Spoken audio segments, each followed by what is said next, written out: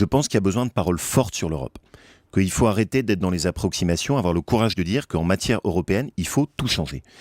Et au fond, ce qui se passe sur le débat français, c'est qu'il est phagocyté entre d'une part les eurosceptiques et d'autre part les euro-optimistes. Moi, je ne regarde pas l'Europe avec les yeux de Chimène. Je pense qu'il faut être eurolucide.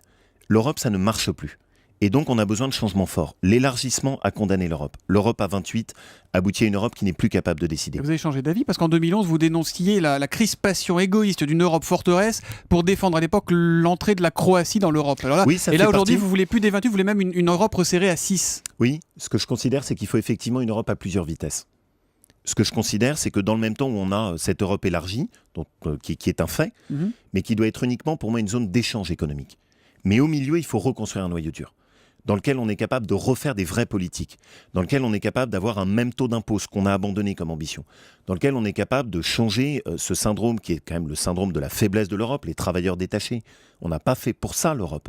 Quand on se retrouve à avoir des travailleurs d'Europe centrale qui travaillent en France tout en continuant à appliquer les règles du droit du travail de la Pologne, ça n'est pas pour ça qu'on a fait l'Europe. Il y a quelqu'un qui a écrit sur son blog hier « Je plaide pour toi Europe et suis décidé à combattre avec toute mon énergie ceux qui veulent, en le disant ou sans le dire, te déconstruire ». Vous savez qui a écrit ça ? Oui, bien sûr. C'est Alain Juppé ? C'est Alain Juppé. Et il n'est pas d'accord avec vous. Jean-François Copé n'est pas d'accord avec vous. Il paraît que François Fillon vous a appelé la semaine dernière. Il n'est pas d'accord avec vous. Vous êtes un peu isolé avec cette position au sein de l'UMP.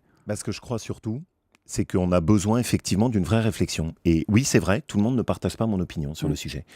Mais vous savez, je vais le dire avec une forme de clin d'œil, en matière d'amour, les déclarations ne suffisent pas toujours. Oui, il faut aussi des actes.